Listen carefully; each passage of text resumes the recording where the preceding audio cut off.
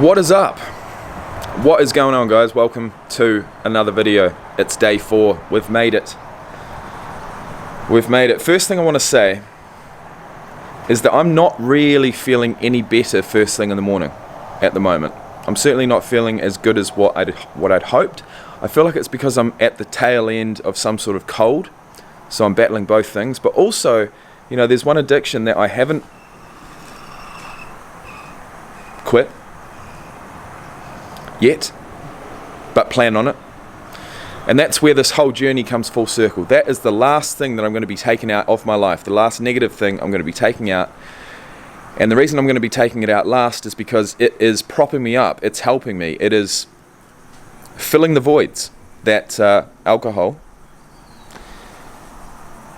will and has left. And that's weed. So weed, I'm still smoking on a daily basis. That is, like I said, the last thing I want to take out.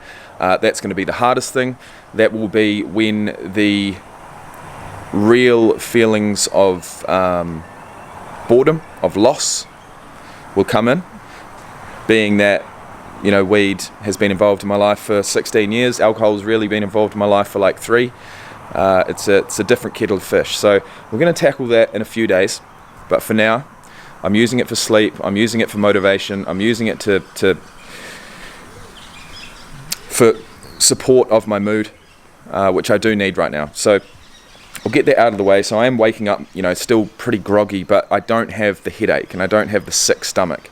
So that's a success.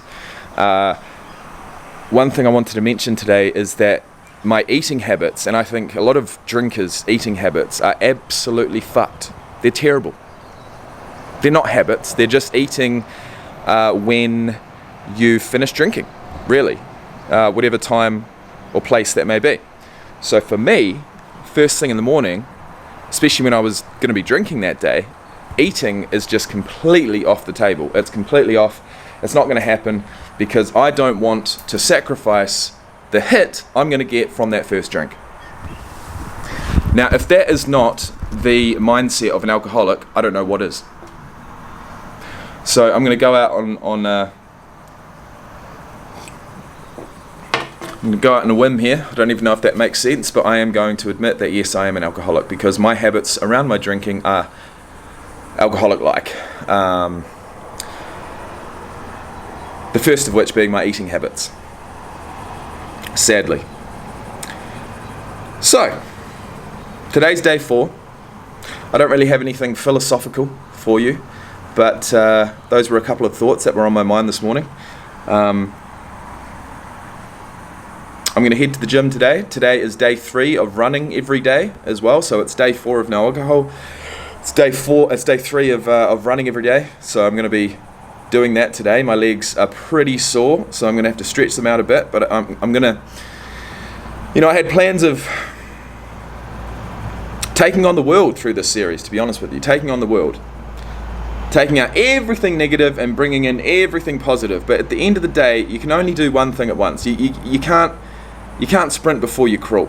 And for me to focus on too many things right now would sacrifice the focus that I've got on this particular challenge, which is to take alcohol out. And that's the most important thing. Because if I bring that in, it's not going to come in slowly. It's going to come in with a bang. And the next morning, I'm going to feel even worse than I ever have before. So I've got to focus on this. I've got to focus on myself. I've got to focus on my sobriety from alcohol. And with that, in time, you know, I can shift my focus to other positive things. But if I try and do everything at once right now, I know what's going to happen and it's not going to be good. So, you know, 4 days in, like I mentioned at the start, I have been leaning on the use of weed still. I feel like I can only really tell you exactly how I'm feeling once I take that out, and that's going to happen in a few days' time. But as far as this series, and look, one thing I do want to mention is that it's funny, it's ironic, it's extremely ironic, the fact that I'm using weed now to help with quitting alcohol when I actually used alcohol initially to help with quitting weed.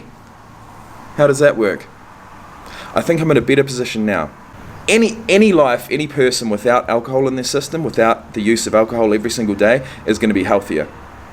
Weed is natural, it's from the ground, but it is psychoactive and it is addictive. So you need to be careful both ways. But I will say that if anyone does want to give it a real good shot at quitting alcohol, bring a bit of weed into your life. You're going to have to sacrifice, you're going to have to be okay with not having that mood enhancement through alcohol. But at the end of the day, all the positive effects certainly outweigh the negatives. You know, to take it out, the positives are wake up healthy. The positives are get a normal eating pattern back. The positives are you're saving money. The positives are you're not making any stupid decisions, and the list goes on and on. So thanks for watching, guys, and I'll see you at day 5. And I must admit, I do not feel attractive right now. I feel like I'm bloated as hell. I feel like I've aged a hell of a lot in the last 2 years due to the use of alcohol, and that's not good. Doesn't make me feel good, but I'm just being real. So cheers, guys, and see you tomorrow. Right, guys, what's up? I initially thought that the previous clip you saw was the final clip of the day, but it's not. I've got 2 revelations to tell you. The first is that, look, when you take alcohol out of your life, productivity, meaningful productivity, it has no choice but to go up. And today has been no different. So after I closed the camera, I went into about 2.5 hours of cleaning. I've got 2 little kids running around at the moment, so obviously cleaning is a constant. It simply doesn't stop. But some days, you know, especially when I'm dealing with somewhat of a hangover, cleaning's just off the table. I'm just like, no, it's not happening. I'm not going to do it. I'm not prepared to do it. And that, my friends, is fucked up. When you've got kids, look, I've got 3 things to say. The first is that productivity goes up, and I've experienced that today, so that's fucking good. The second thing is that I'm absolutely exhausted afterwards. You know, alcohol, as fucked up as this sounds, was my energy. You know, I didn't eat until at least dinner time, if not even later, when I was drinking. So throughout the day, you know, whether I started drinking at 11 in the morning, 1 in the afternoon, 3 in the afternoon, 5 in the afternoon, it would be my source of energy. And, you know, even if it wasn't the actual physical energy through carbohydrates, it was the thought of drinking. You know, the thought of having a drink got me through anything. It got me through anything, and it got me through those gym workouts that I managed to get to. So that's the second thing. The third thing, and it's just come to mind when I talked about the 2 kids, talked about productivity, talked about hangovers around kids and cleaning and showering them, addressing them and playing with them and all that shit. My dad is a drinker. He's a binge drinker. He'll tell you that.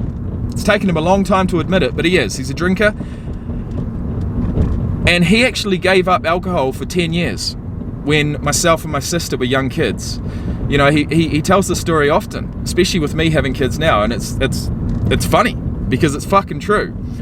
A big night out, woke up, I was fucking bouncing on the bed, wanting him to get up, wanting to play. He had a roaring hangover, and it's like, okay, you've got 2 options here. You either suck it up and be a fucking dad, grow up for 5-10 years, whatever it may be, and you know, prioritize your life properly, or you continue doing what you're doing and face the music every single morning, like I've talked about previously. The anxiety, the depression, the headache, the nauseousness, and 2 little kids running around. No, you've got to be really smart about when you drink and how much you drink.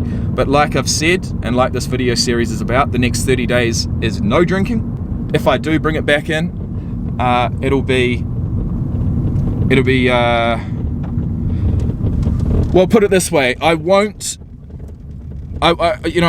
not prepared to do it to myself. I'm not prepared to induce a massive fucking hangover when I know that I've got 2 little kids running around that require my attention. It's not possible, and it's not happening anymore. So those are my 2 revelations. Productivity goes up, but with that, energy is sapped, right? So, I mean, my body is still, even on day 4, going to be detoxing. I think my brain's going to need a detox period, and that's what these 30 days are for. So thanks for watching. I don't know if that was revolutionary or not, but it felt like it at the time, and this video series is, and every other video series that I've ever created on YouTube, is all about being open, honest, transparent, and this one-on-one type stuff. You know, there's no editing, there's no crazy cuts, and no music, none of that. It's just me talking to you about my experiences, because it is okay to talk, and I am talking, and I'll see you tomorrow.